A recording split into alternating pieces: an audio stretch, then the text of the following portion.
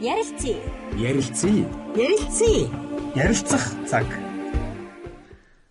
Сайн байцгаана уу эрхэм мөндөд сонсогчдоо. Нутгийн шийдэл төрийн бус байгууллагын тэргүүн Чорлонгоо өөрчлөлийн номын зохиогч оюун гэрэл оролцож байгаамаа. Сайн байна уу? Сайн байна уу? Тарган дотор сайхан орж байна. Сайхан орж байна. За. Тэгэхээр би яриагаа эхлэхийн өмнө бас нэг жоохон тодруулга сонсогчтой хий. Тэгэхээр өнөөдөр манай Жавзан Дамбут төв дээр залуулаа муургуудаа зориулаад энэ Жорлонгоо өөрчлөё гэсэн сургалт хийж байгаа.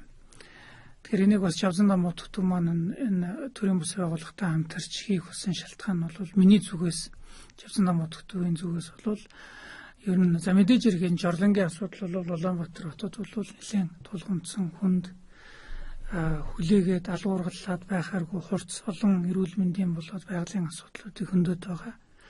За иймэрхүү асуудлуудад бол лам хургууд нь бол нэлээд манлайлан үүрэг хариуцлагатайгаар оролцох ёстой гэж би бодож явдаг.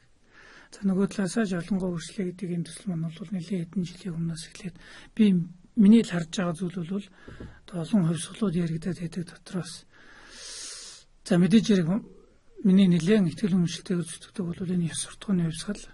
За мэдээж хэрэг бидний бас соёлын хувьсгал их чухлаа. Тэрэн дотроос бидний хамгийн анхдагч хэрэглээ болсон энэ Жорлон маань одоо эрүүл мэндийн шаардлага хангах, байгаль орчиндөө хор хөнөөлөг болох гэдэг нь бол монголчууд эдгээр ухаантай л ард түмэн болвол хамгийн түрүүнд гарцааг өргөжүүлэх ёстой төсөл гэж боддог юм байна. Тэгэхээр энэ сургалтыг зохион байгуулж байгаа танд бас талархснаа илэрхийлээд танд энэ төслийн хөдлөлөөр товчхон манай сонсогчдод танилцуулахыг одоо хүсье. За баярлалаа. Ер нь бол сая өөрийн чинь үгнээс тэр ухаантай ардам бол гэдэг үг их сайхан санагдлаа л да. Бид өнөөдөр бас Жавзан Дамбут төв дээр энэ Жорлонгоо өөрчлөлт сургалтыг авч байгаад нь би маш их баярлж байгаа. Яг нь яг хүний ухаанд хүрдэг, хүний одоо сэтгэлтэй хамт ажилладаг, хүмүүсийн жаргал зовлонгийн үед үргэлж хамт байдаг бурхны шишний зүтгэлтнүүд яг иргэдийнхээ оюун ухаанд соён гэгэрүүлэх үр тарихтаа яг энэ Жорлонгийн асуудлыг бас ярьж өгөөсэй гэж бид нар хүсдэг. Тийм учраас энэ тал дээр хамтарч ажиллах юмсан гэж мөрөөддөг байсан. Тэгээд бид манай багийнхан та бүхэнд хандхад уриалхан хүлээж авч өнөөдрийн сургалтыг зохион байгуулж өглөө. За бидний одоо өнөөдөр зааж байгаа сэдв бол маш энгийн. Яаж хямдхан өртгөөр иргэдийнхээ яг өнөөдрийн амьдралын хүчин чадалтанд тааруулаад өөрсдийнхөө тийм энэ ядуу буураа энэ байдлынхаа яг энэ нөхцөлд мөртлөө яаж ухаантай аргаар Жорлонгоо өөрчлөх вэ гэдгийг л бид нар зааж байгаа. Яг л бид нар баян орныхан шиг бүх айлд дэд бүтэц тавиад бүх орон даяараа ус татаад байх тийм их хэмжээний ус биднэрт байхгүй, тийм их хэмжээний мөнгө биднэрт байхгүй, тийм их хэмжээний тийм ажиллах хүч биднэрт тэрбумаараа байж байгаа орн шиг байхгүй. Энэ тохиолдолд цөөхөн хэдэн монголчууд маань багахан хэдэн мөнгөөрөө тэгээд цүлжиж байгаа энэ нутагта ховордож байгаа усаа авч үлдэнгээ яаж зөв Жорлонгоо өөрчлөх вэ гэдгийг бид нар заадаг хүмүүст. Тэгээ энэ бол одоо нэг талдаа бол хүмүүсийн эрүүл мэндэд оруулж байгаа хов нэмэр гэж боддог. Нөгөө талаас байгаль уул усандаа хийж байгаа буян гэж боддог юм л та. Тийм учраас өнөөдрийн манай хичээл дээр суусан танаа сонсогчид дандаа байгаль дээлтэй шийдлүүдэд нь хамгийн өндөр оноо өгч хамгийн одоо хэрэгжүүлж болох үс соёл юм байна гэж саналаа өгч байгаад би маш их өндөр сэтгэлтэй байна. Анх би тантай уулзаад асууж ирсэн асуултаа санаж байна л да. Би ойлгохгүй гэж бодсон байхаар та бүхнийг бас яг шууд өөрөлдвөл энэ экоч гэдэг юм уу? Ийм цэвэр арай орчин үеийн тийм ээ ийм Жорлонгийн шийдлийг шууд бүр хүмүүст өгч байгаа шийдэж байгаад харааж байгаа юм болов тэгэр чинь асар их зардал та тийм ээ. Тэгэд ингэж хийж байгаа мó гэсэн чинь тийм биш. Өөрөлдвөл шийдлийн санд болгож байгаа. Шийдлийн өөртөө боловсруулад ийм сонголтууд байна. Гэж л одоо энийг тайлбарлан таниулж байгаа, сонгуулж байгаа юм байна л та тийм ээ. Тэгэхээр яг тодорхой ямар Жорлонгийн хувилбар шийдлүүд одоо мэдээж хэрэг Монголын нөхцөл болоод Монголын санхүүгийн дийлэн болгохын санхүүгийн боломжинд энэ жилүүдэд бас та нар тодорхой шийдвүүдийг мэдээж хэрэг эхнээс олон талаас л харсан байлгүй тийм ээ. Олон боломжуудыг хараад за иймэрхүү хувилбарууд нь илүү түлхүү онцтой юм байна гэж бол тэдний талаар яг нэр дуртаад. Анх бид нэр жавлангаа өөрсдөө сургалтыг хийж эхэлж байхдаа хүмүүст 17 төрлийн технологи танилцуулдаг байсан. Манай технологийн лекц дангаараа бараг цаг 30 минут үргэлжилдэг байсан байхгүй юу? Тэгээ хүмүүст бид ингээд цаас өгөөд за та нарын саяхан сонссон 17 төрлийн технологиос алийг та нар сонгох уу? Өөрийнхөө яг өнөөдрийн карман тааруулаад, өнөөдрийн дэд бүтцэн тааруулаад, амьдралынхаа соёл хэв маяг тааруулаад та жавлангаас сонгооч гэд иргэдээр ингээд сонголт хийлгэсэн. Тэр сонголт хийлгэхэд ерөөсөө 5 төрлийн жавлан шалгарч үлдсэн. Тэр 5 төрлийн тавлаа дэд бүтцэнд холбогдохгүй, тавлаа их хэмжээний ус шаардлагадаггүй, тавлаа ерөөсөө яг хашаандаа энгийн иргэн мөнгө төлөөд амьдарч болохоос тийм жавлангуудыг иргэд сонгох юм билээ. Тэгэхээр иргэд бол дэд бүтц шаардлагатахад, дэд бүтц татвад ямар их мөнгө шаардлагатах уу, дараа нь тэрийг нь авч явах гэж ямар их ашиглалтын зардал шаардлагатах уу, дараа нь тэрэнд усаа татах гэж ямар их ус орох уу гэдгийг бол бүгд мэдчихсэн учраас дандаа хуурай ус баг хэрэгэлдэг жавланг иргэд сонгож байсан. Тэгээ иргэдийн сонгосон тэр 5 технологиг бол өнөөдөр би танилцуулаад дээр нь нэмж шинэ технологиг нэмээд ингээд 6 технологиг танилцуулж байгаа. За тэр нь ямар 5 технологи байсан бэ гэхээр дэд бүтцэнд ойрхон мөртлөө дэд бүтцгүй. Тэгвэл сорулдаг машины үйлчлэгээ ойрхон авч чаддаг. Аймгийн төвөд хотуудад бол сорулдаг жавланг одоо номер 1-ээр сонгож гаргаж ирдэг. За тэр сорулдаг жавланг бол бид нар нэг 2 кольцоод давхарлаж тавиад ёроолын бетондод дээдлэлт нь тавцангаа бетон тавцан тавьж өгөөд ингээд та жавлангаа угсраад байхад сая 500 сая төгрөг болох юм байна гэдэг шийдлийг иргэдэд зааж өгдөг.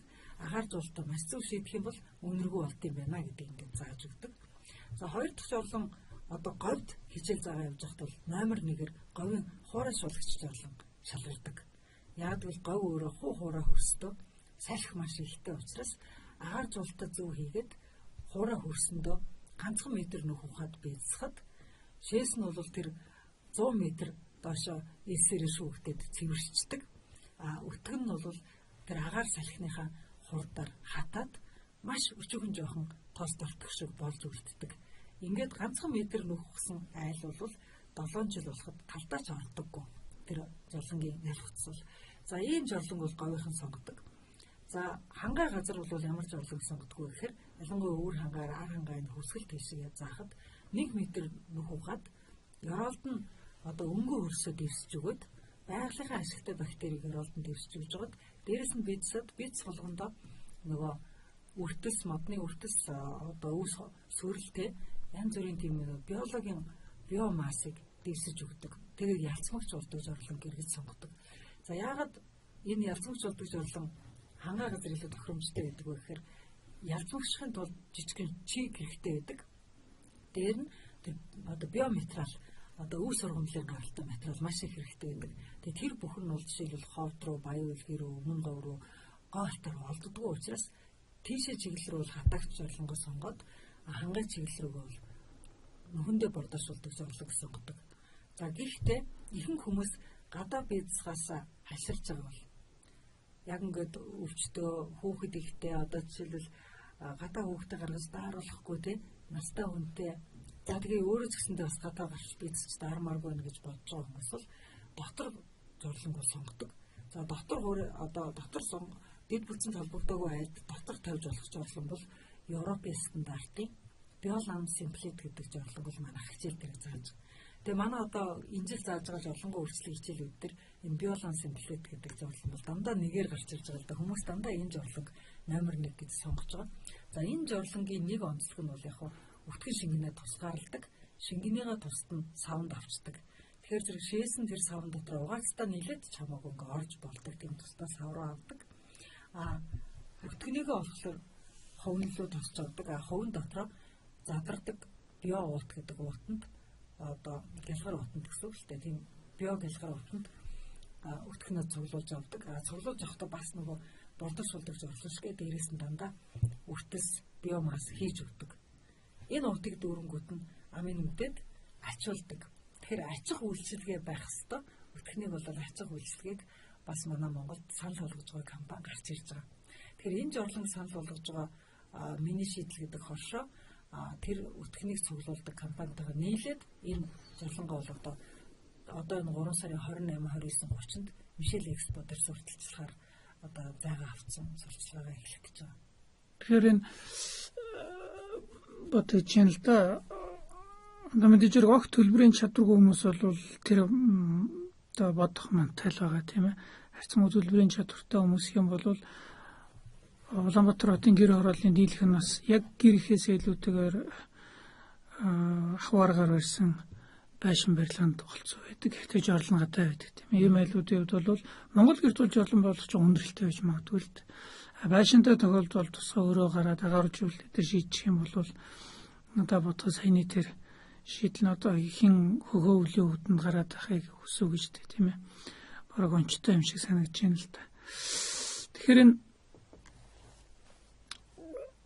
олон шийдлүүд маань одоо та бол нийт Монгол улс таяар харж байгаа болохоор бүс нутгийн онцлог байгаль цаг үеийн онцлогоос хамаарат өөр шийдлүүд сонгоод идэм байна. Улаанбаатар хотод бол би нөгөө дөр Улаанбаатар хотын хүн хоёрдугаар бас хамгийн их хүн амын нэвтрэлхтэй сууршилтай газар нь болохоор Улаанбаатар хамгийн их нөгөө л хөрсний бохирдол нь аюулын харанг дэлтэд тах Улаанбаатар хот болохоор Улаанбаатар хотод бол саяны шийдлүүдээс аль нь илүү сонгогдож байна. Нэгт хоёр зүгээр яг Улаанбаатар хотод яг энэ шийдлийг хэрэгжүүлээд ажил болгож байгаа тохиолдлууд хэр удаан явж байна, хэр амжилттай. Ер нь бол сурвалдаг жорлон бол Улаанбаатарт сонголтоор нэгдүгээрт гарч ирдэг. Сурвалдаг жорлонг одоо хийж байгаа хэд хэдэн компани байна. Хамгийн их одоо өргөн зах зээл дээр сурвалдаг жорлон хийж байгаа компани бол Жондоо гэж компани байна. За хоёрдугаарт Улаанбаатарт нодлон бол манайх гэж орлонгоо өөрчлөе гэдэг ажлыг эхлэнгүүт Fimo-Green гэдэг компани шинээр бас гарч ирсэн. За энэ Fimo-Green гэдэг компани бол савнд бордоошуулдаг жорлонг Улаанбаатарчуудад санал болгосон. Нодлон зунаас эхлээд борлуулалтаа эхэлсэн. За энэ савнд бордоошуулдаг жорлонг бол бид нар бас сурчлаад явсан. За энийг тэгтээ хэрэглэхийн өмнө хүмүүс бас нэг зүйлийг шийдэх ёстой. Савн дотор явж байгаа бордоошуулах процессыг хурдсахдаг тэр нөгөө нэг биологийн идэвхтэй шингэнийг бол давхар худалдаж авч үнэрийг бол илүү хурдан арилгаж иж тэр саваа дараа нь суллахад бол сав бол ямар нэгэн үнэргүй язмаг болж суллагддаг. Тэгэхээр тэр зүйлийг бас давхар хэрэглэж сурах хэрэгтэй. Савнд бордоошуулагч жорлон хэрэглэж байгаа Fimo-Green жорлон хэрэглэж байгаа хүмүүс. За биолам бол одоо яг зах зээл дээр гарах гэж байгаа шинэ бүтээгдэхүүн. За энэ одоо хүмүүс тэр зэрэг таалагдах хэсгийг бол одоо зах зээл шийднэ. Энийг бол одоо 3 сарын 28-нд зарлан байрсан. За савнд хатаагч гэдэг жорлон Улаанбаатарт бас хүмүүс хийж байгаа. За энийг бол хийж байгаа компани бол одоохондоо алга. Гэхдээ айл хийцэн одоо 4-5 жил болоо явж байгаа айл бий. Тэр бол яг говийн жорлон шиг зарчмыг хотын болгоод одоо монголчилсан гэсэн үг. Тэгэхээр говьд бол хөрсөн хатаадаг бол энэ савнд хатаадаг жорлон нэг айлын хийсэн жорлон бол өтгөнөө бол төмөр одоо пошхонд тусаад авчдаг. Тэр пошхныхаа оролд ил дивсж өгөөд тэгээ элсэн дээрээ бийцсад төмрөө үргэлж халуун ингээд хатаагч орчин бий болохын тулд арилт нь ингээд налуу юм төмөр сарвч хийж өгөөд тэр налуу бүх одоо нар тусдаг юм нөгөө хаалга маяг хатаж маягийн зүйл хийж өгөөд тэгээ тэргээр нь одоо нар тусаж тэр төмрийг халааж иж идэг ийм байдалтай жорлон хийсэн байгаа. Хормогч юм аа да. За түрүүн өөрөөр та хэллээ Монгол гэрт биолам тохирохгүй гэж магадгүй гэж тийм ээ. Би бол Монгол гэрт тохируулах боломжтой гэж боддог. Оюу толгой дээр ингээ очиход оюу толгой бол ингээ Монгол гэрт хоёр хаалга хийгээд үүдний хаалгаараа бид нар ордог. Гэхдээ хажуу талдаа ингээд жорлонгийн хаалга гэдэг тусдаа хоёр хаалга хийчихсэн. Тэгээ хоёр тотхтой, хоёр хаалгатай гэр хийсэн. Тэгээд тэр нөгөө жорлон руу ордог тотхтой хаалгаар нь ингээ орохоор тэнд нэг залгаа контейнер тавьсан. Тэр контейнер дотроо дүүш юу энэ хийцэн тийм шийдлийг бол хийсэн байлээ. Тэгэхээр контейнер шиг том зүйл бол гэрээс гаргаж хаалгагүй зүгээр үүдний амбар шиг хэмжээний зүйлийг бол хаалгаар бол гаргаад хажуудалд нь хийчих болох боломжтой. Би болохоор бол одоо Монгол гэрийн одоо дизайн дээр хоёр хаалга хийчихсэн, хоёр дахь хаалгаараа жорлонгийнхаа өрөө шийдчихсэн аялал жуулчлалын компанийг бас зөндөө олон харж байсан. Түүнтэй адилхан шийдлийг бол Монгол гэрт хийх боломжтой. Тэгхийн бол тэнд бол айгүй жижиг зай орно. Дахиад нэг үүдний амбар шиг зай гарч ирнэ. Тэгээд тэр нь бол ариун цэвэр өрөө байх боломжтой. Ингэж шийдэх боломжтой юм билээ. Зүгээр хоёр тодорхой хоёр хаалгатай гэрийн бүрээсийг хийж байгаа одоо айлууд бол зөндөө байдаг. Одоо тийм бүрээс ойдог хүмүүс байдаг юм билээ. Аялал жуулчлалын компаниудад тийм бүрээс ойж сурчсан. Тийм хүмүүс бол одоо хүний захиалгаар одоо яг тотгоо өөрөө тий хоёр дахь тотгоо хаана байрлуулахыг хүсэж чинь тэнд нь эсвэрийг хийгээд гэрийн бүрээсүүдийг хийгээд өгч болох байх гэж би бодод байна. Зөвхөн Монгол гэрийн хам нь өөрөө их гоё штэ. Хідэн ч салж хідэн ч хаалга багтааж болох үз 5 хамтаа гэрвэл 4 газар хаалга гаргаж болох үз ингэж салж болдог. Уян хатан зохиомжтой учраас Монгол гэрт бол юу ч зохиомжлоод шинээр нэмэх боломжтой гэж бодод байна. Тэгээ надад ингэж л бодож байна л та. Тэгэхээр одоо илүү түлхүүн зан үйл талдаа энийг хүлээн зөвшөөрөх гэдэг юм. Бүр илүү ярих юм бол одоо болоод байна гэдэг нь бол болохгүй байна гэдгийг л мэдчихмээр санагдаад байна л да. Одоо бид нар болоод байна.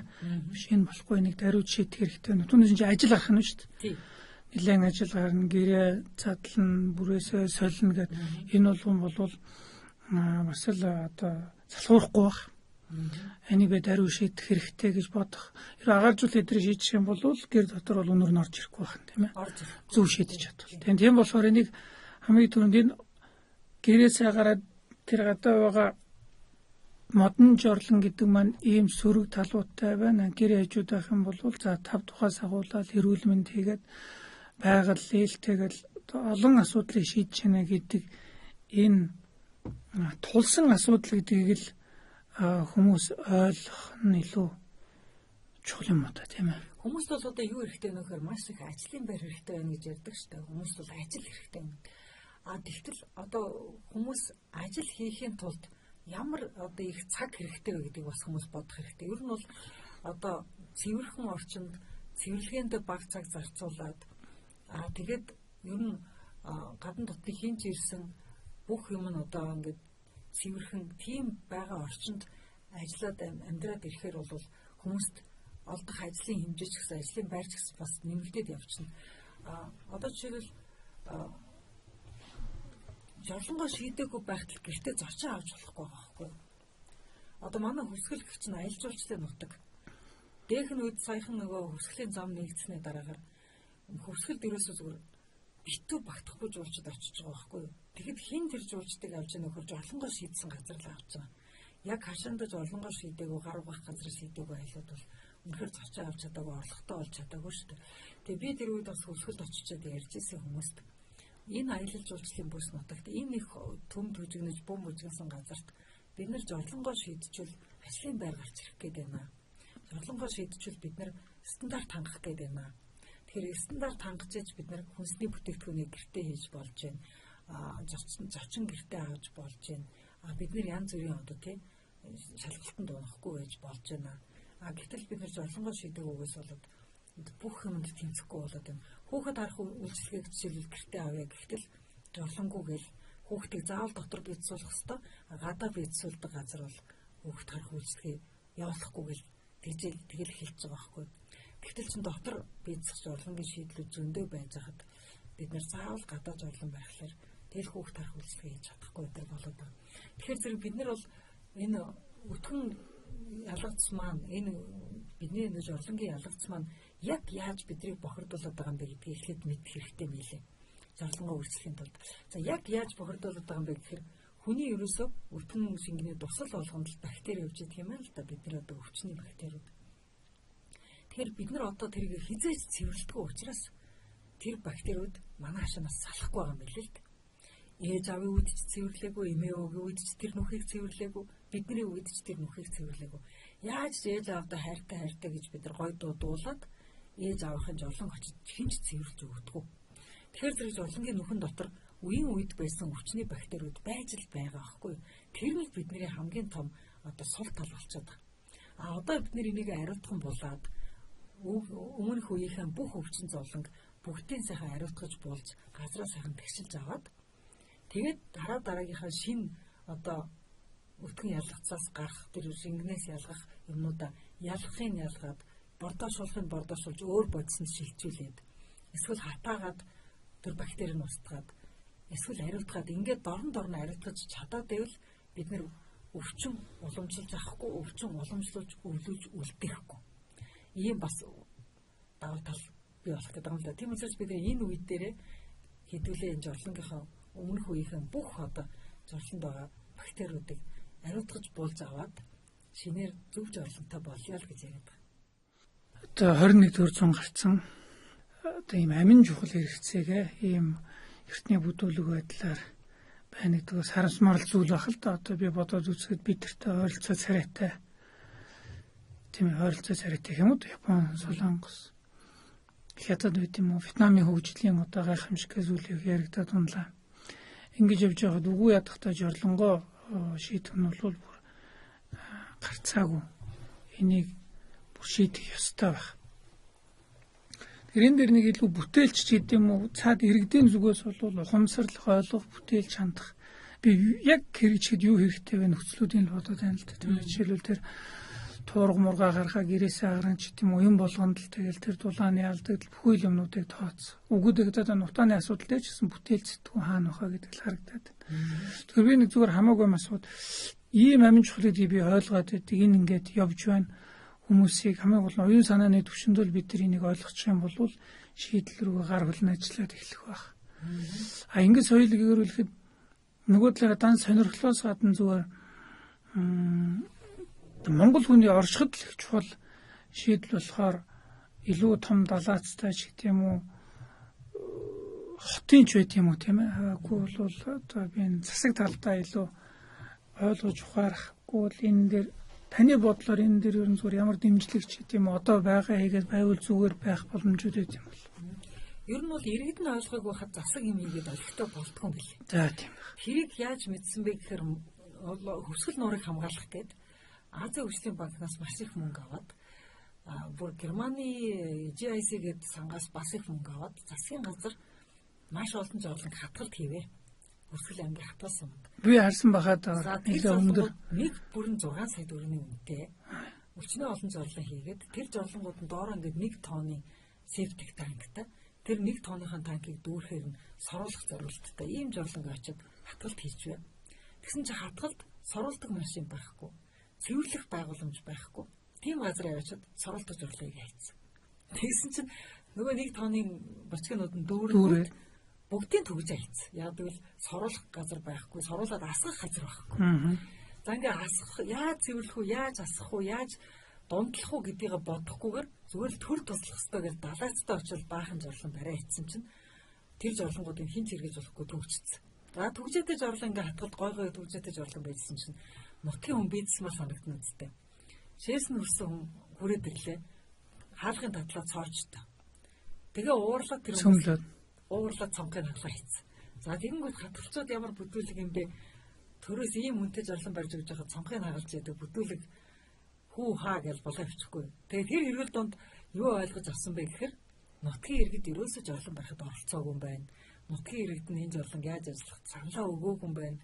Иргэд юугаач ойлгоогүй байж тэр төр дээрээс нь бүх юм хийгээд өгсөн чинь хайран татвар төлөгчдийн мөнгө, хайран гадаадын хандлагчдын мөнгийг хизээч хэрэглэж болохооргүй жорлонд авчиад бүүнээр нь оруулчихжээ. За энийг хэрэглэе гэх юм бол төр дахиад машин худалдаж авах хэрэгтэй. Дахиад цэвэрлэх боломж байх хэрэгтэй. Дахиад цэвэрлэх боломжтой ажиллах, ажилтан цалинжуулах хэрэгтэй. Тог цахилгаан хэрэгтэй. Ингээд дахиад баахан төсвийн мөнгө хэрэгтэй болчих жоох байхгүй. Тэгээ эргээ харсан чинь айгүй үнэтэй жорлонг, айгүй үнэтэй бариад ямар ч тэгээд ашиглалтгүй болгоод хайчиж байгаамаа. За хариуд нь бид нар юу гэж ярьж байгаа вэ гэхээр үгүй маш хямдхан аргаар шийдье гэж ярьж байгаа. Одоо бид нар 4 сарын 13-нд хөвсгөлт жорлонгоо үйлчлэл сургалтаа дахиад хийнэ. Хөвсгөлийн юу хийж байгаа вэ гэхээр бид нар өөрсдөө цэвэрлэе. Бид нар өөрсдөө ашиглая. Бид нар өөрсдөө ашиглаж цэвэрлж болдог хямдхан жорлон ирж зааж өгөх гэж байгаа байхгүй. Тэгээ бид нар өнөөдрийн ярьсан 6 жорлон очиод зааж өгөх юм. Тэрэн дотроос хөвсгөлт хэрэглэгдэхгүй ганцхан жорлон байгаа. Тэр нь бол говийн хуурай шүлгч жорлон. Тэр бол хөвсгөлт хэрэггүй яадаг бол хөрсөн төрж ирж хийхтэй учраас тохиромжгүй. Тэгэхээр зэрэг бид нар очиод ингээд яг манай нутагт яг над хөрсөнд чинь яг энэ жорлон ингэж ажиллана гэдэг ингээд ажиллагааг нь тайлбарлаж өгчөж иргэдээрээ сонгуулах юм. Тэгээ би бол яг хөвсгөл нуурын эрэхт бол биолон жорлон гэх хүмүүс хамгийн их сонгох байх гэж бодож байна л да. Яг тэгвэл тэнд бол шээсийн тусад нь савнд авчин, өтгөний тусад нь уутанд авчин, ууттай өтгөнүүдийг бүгдээр ингээд цуглуулж авч байгаа нэг том сүрэлтэй хашаанд л авч хайчих байхгүй. Сүрлэн дотор л үлгийдэд орчих юм. Яроолд нь бахан сүрэл байх хэрэгтэй. Дотор нь нөгөө удаа хаягдлуудаа хийх хэрэгтэй. Дээрээс нь бахан сүрэл оруулах хэрэгтэй. Тэгээ өсвөлд юу л байна? Өвс байгаа, юу л байна? Сүрэл байгаа шүү дээ. Тийм учраас тэндээ байгаль нь өөрөө өөрийгөө ялцлаад өөрөө өөрийгөө байгаль нуурлага өсвөл нуурлага оруулахгүйгээр цэвэрлээ задлаад цэвэрлэх юм. Тэгэхээр зэрэг ийм юмнуудыг очиж бид нэр зааж өгөх юм. Тэгэхээр зэрэг нутагтаа байгаа нөөц болцоондоо таарсан нутгийн хүмүүс өөртөө ашиглаж арчилж чадах жорлонгоо сонгох нь л хамгийн тогтвортой сайн жорлон байдгийм байна. Тэрээс үнэтэйдээ биш, төр тулсан туслаагүйдээ биш, ерөөсөө нутгийн иргэд ойлгоогүй жорлон бол хаач явдгүй. Ийм л байдалтай байдгийм лээ. Практик болох үст тийм ээ. Боддог. Тэгэхээр нөгөө нутгийн иргэдийн оюун санаа өөрчлөгдөнө гэдэг чинь тийм чухал байдаг юм байна л да. Нутгийн иргэд би энийг ингэж авч явах юм байна, би ингэж арчлах юм байна. Мөнгөтэй ч гэсэн ингэх юм байна, мөнгөгүй ч гэсэн ингэх юм байна гэдэг юмасаа ойлгочвол энэ бол зарлан бол шийдэхэд хамгийн төхөмтэй, хамгийн амархан болцсон асуудал. Ер нь сүүлийн 20 жил дэлхийд даяараа жорлонгоо өөрчлөе гэж ярьж байгаа. Дэлхийд даяараа энэ жорлонгоо өөрчлөхийн тухай маш их санаачлалууд гарч байгаа. Тэгээ дэлхийн усны нөөц хамгийн ихтэй, хамгийн өндөр хөгжилтэй дотоодын нийт бүтээгдэхүүний 1 хүнд ноогдох бүтээгдэхүүнийхээ хэмжээгээр хамгийн өндөр тооцогддог, хамгийн өндөр боловсролтой Финлянд улсаас гэхэд тэр хамгийн энгийн хуурай гэртээ оруулж тавьдаг жорлон одоо санаачлагдаж гарч ирж байгаа байхгүй юу? Тэр нөхдүүд тэр жорлонг усгүй жорлонг гэрт оруулж тавихын тулд агаар жолтон дээр л баг бүтэ 10 жил зарцуулсан байгаа байхгүй юу? Яаж огт үнэргүй байлгах уу гэдэг дээр. Тэгээ яг л үнэргүй байлгадаг тэр агаар жолтын схемийг хийж чадсан байлээ л дээ. Гэхдээ энэ жорлон гэдэг яхаар ингээд нөгөө зохистой илуурайд байгаа нөгөө лам хүн гэж жорлон баас шээс ярина гэдэг. Үгүй нь ярих хэвээр асуудал надад санагдсан юм л д. Ярих хэвээр. Баас нь баригдах нь чухал, баасаа ярих нь илүү ичвтрүүхээ яриад шийдэх нь илүү зөв биз тийм ээ. Огт ярихгүй тэгээд тэрэндээ баригдана гэдэг маань дорой хангу байдал шиг надад бодогдод. Тэр ч тэгэл надад ингэж бодож байна л да. Мэдээж яг бүхний шин гэдэг нь жорлон шийдэхтэй шууд утгаараа холбогдохгүй. Гэтэл хүмүүс ямар амгалан аз жаргал, шүтэн барилга байгаль, за өвчин шаналгүй бах талаар л сургадаг шүү дээ. Тэгэхээр энэ орон нутагт явж байгаа төслүүдтэй шил орон нутаг болгон сум болгон тусал хүмүүсийн хамгийн сонсдог хүмүүс нь за бүхэн үнэ байг гэх тийм ээ. Зөн хойлох нь бас очиж асуудал авалдаг хүн нь бол лам хуургууд нь. Энэ лам хуургууд нь жорлонгийн төслийн хэрэгцээ шаардлага одоо хүрчээд байгаа шийдэл үр дүн за энэ болгоныг танилцуулдаг энэ ерөн зүгээр шүү ингүүл байгальд хэлдэг шүү гэж хэлдэг ярьдаг бол бас сайн юмаа гэж боддог. Яа гэвэл одоо урдын цагт бол нийгмийн одоо нэлээд манлайлах, үлгэрлэх цэвэр цэмцгэрийн үлгэр дуурал усан лам нар байсан гэж манай эмээ өвгөнөр ярьд юм да. Тэгээд ер нь одоо ингээд битэрийн яриаг сонсож байгаа хүмүүс сонсогч нар энэ төслийн талаар илүү ихийг сонсож мэдье. Ер нь жорлонгоо өөрчилё гэж бодох юм бол хаана хандах вэ? За Facebook-ээр хандна. Facebook дээр жорлонгоо өөрчлөе гэдэг ингээд том үсгээр бичгээр нэг тийм нээлттэй бүлгэн байна. Кириллээрөө бол Кириллээр жорлонгоо өөрчлөе гэдэг томоор бичгээр нээлттэй бүлгэн гэдэг нэг хаяг гараад ирнэ. Тэгэхээр тэр нээлттэй бүлгийн гишүүнээр ороод тэгэл тэр дотор одоо бүх зарууд жорлонтой холбоотой бүх зарууд байна. Хэрвээ таны хэрэгцээтэй мэдээлэл гарч ирэхгүй би тийм мэдээлэл авах гэсэн яах вэ гэж асуухад хүмүүс тэрэн дээр хариу өгдөг. Тэгэл одоо тэрэн дотор жорлонтой холбоотой бүх л компаниуд тэрэн дотор орж ирдэг. Одоо жишээлбэл жорлонг ариутгах яаж одоо бактери ханаас болох вэ гэхээр Biontech гэдэг компани ороод ирнэ. Орж ирээл хариулаад өгдөг. Жорлон бариулъя гэхээр Jonto гэдэг компани ороод ирдэг. За манайх тийм мэдээ утас тэр шүү гэл. За жишээлбэл энэ гэрт тавьдаг жорлон гэж наммаар байна гэдэг юм бол тэр миний шийдэл гэдэг хашаа ороод ирнэ. Ингээл манай тэр бүлэг рүү ерөөсө тэр жорлонгоо өөрчлөлт гэдэг нээлттэй бүлэг рүү нэгдсэн байхад бол жорлонтой холбоотой төрөл бүрийн зарууд тэрэн дотор байгаа. Төрөл бүрийн лекцүүд байж байгаа. Бидний одоо энэ тавьж байгаа бүх лекцүүд тэр жорлонгоо өөрчлөлт бүлгийн файлууд гэдэг гарцганд орно. Бүгдээр ингээд апплод хийсэн байж байгаа. Татаж авахд яг бэлэн компьютер рүү татаад авчиж болдог. Иймэрхүү байдлаар бид мэдээллийг нэг дор цуглуулад гишүүнүүд нь тийм дотор ороод одоо яаж сүүлийн үед бол хашаантаа сайхан амьдрий, хогоо багсгая, утаагаа арилгая. Эндэргээд ингээд бид нэр олон юмнууд бол бас тийшээ одоо холбогдож үүж байгаа. Олон санаачлалууд тийшээ холбогдож байгаа. Манай жорлонгоо өөрчлөлт багийнхан бас утаагаа арилгая гэдэг хичээлийн заруудаа бас тэн дээрээ тавьж байгаа. Үгүй энэ гарцаагүй шийд дахиад нөгөө анхны асуусан бидний ухаантай л болвол иймэрхүү хөдөлгөөн энийг ухамсарлаагүй нэгэндээ тайлбарлан таниулах шаардлага нь цаг нь болцсон баг л та. Түрүүнийг та цуцурдад өнгөрсөн л дахиад болоод асууд Мишель Экспот усны үзэсгэлэн болно гэсэн нь 3 сарын сүүлээр гэсэн 4 сарын Экспот одоо аялал жуулчлалын яармаг гэдэг зүйл 3 сарын 28, 29, 30-нд болох юм. Тэнд бол аялал жуулчлалын зориулж бид нэр энэ орлонгоос орчлох юм. Тэгэхгүй алийг болгон гадаадын зочид ирэхэд хичээж өхмөрж олонтой байж байгаа үү те. Тэгэхээр зэрэг бид нэр энэ жил жуулчдыгаа орлонгоо өөрчлөе гэдэг хөдөлгөөн өрнөд байгаа улс орн байна да. Та нар нэг жорлонгоо өөрчилж жуулчтай авахгүй бол энэ жил бас арай л хэтэрхий байх шүү гэдэг бас жорлонгийн саналыг шууд тэр яармаг дээр нь жорлонгоо байрж үзүүлж харуулах гэж байна.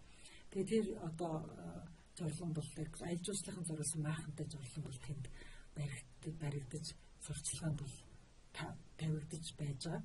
Тэгээ тэр үеэр хүмүүс бас бичлээ очиж танилцаж болно. Нөгөө нэг нөгөө ухаантай ард түмэн байна гэдэг дээр нэг зүйл хэлэхэд Монголын ард түмэн бол ямар нэгэн дэд бүтц байгуулж байгаагүй, ямар нэгэн хот байгуулж байгаагүй мөртлөө яг аман ухуулгаар тэр ариун цэврийн дэглэм, тэр улсыг хамгаалах, байгалыг хамгаалах ухааныг бол маш сайн дэлгэрүүлсэн зөөлөн дэд бүтцтэй орн байсан. Тэр нь юун дээр харагддгүй гэхээр нөгөө 19-р зуунд манай Монголд нөгөө аяллаар явж исэн нөгөө Рерихгүй биш үү те? Одоо зураач Рерихгүй гэхэд ном бичсэн байдаг байхгүй юу? Төв Азийн бүх орнуудын тухай. Тэгээ бүх орнуудын тухай ном бичихтэй юу гэж утсан байдаг вэ гэхээр Индийг тэр нөгөө Непал тэгэл тэр нөгөө хятад өдөрт маш их гизний өвчин тусчихсан юм л л голноос нь усуугаад ганцхан Монголд бол ерөөсөө нэг ч өвчин тусаагүй гэж байгаа байхгүй.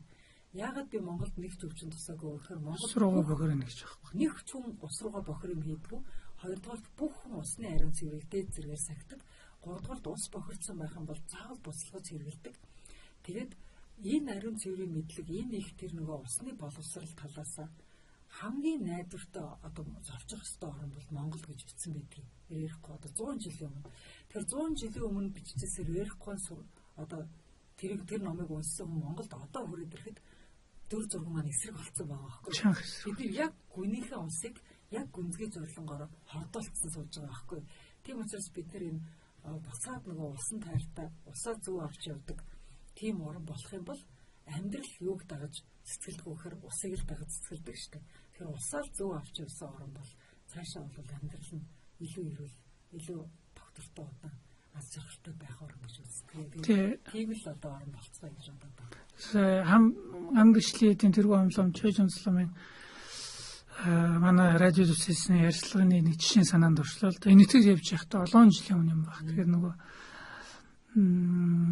автобусаар явж байхад автобуснууд зорчигчд аваад явж байгаа юм чинь бас тэгэл нэг жилийг нь гаргах.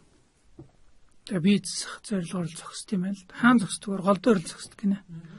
Тэрлүүл тэгэл шийдэг яадаг уу Монгол хүний хувьд бол бүр санаанд ч орохын аргагүй юм лээ гэл тэгжсэн жишээ санаанд орчлоо. Тэгэхээр би өөрөө энэ жорлонгийн төсвийн талаар хэрэгцээ шаардлага байна л гэж харахаас цаашгүй та бол энэ дээр нэлээд тухайлан ажиллаж байгаа болохоор би яг нөгөө хэрэгтэй хүнд хүргэх тэр зэгүүдийн тэр зэдүүдийн олж асууж лавлж чадаагүй гэж магадгүй танд одоо илүү битэр ярьж амжаагүй энийг л хэлчих юмсан да гэж бодохоор зүйлэр нь байвал юу гэж болох. За би болохоор ер нь танай радиог сонсогч дотор бас соён гэгээр хүчтэй байх гэж бодож байна. Өөртөө ч соён гээгэрсэн хүмүүс бас бусдыг соён гээгэрүүлэхийг хүсэж байгаа хүмүүс байгаа гэж бодож байна.